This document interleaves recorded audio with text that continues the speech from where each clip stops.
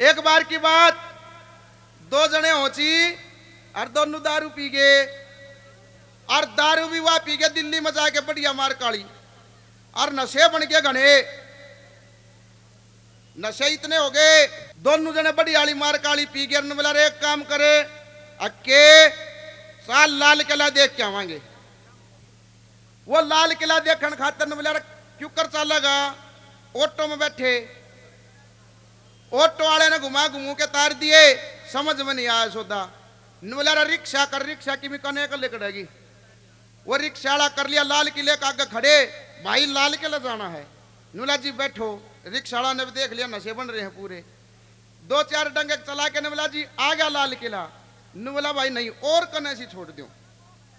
इब रिक्शा वाला ने जित तक वह नो एंट्री थी ना उड़े रिक्शा खड़ी कर दी। नुला जी यो रहा लाल किला कति सामने। ना भाई और कने सी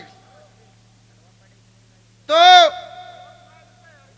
और कनासी करते रिक्शा वाले नु देख लिया दोनों आग नशे बन रहे पूरे।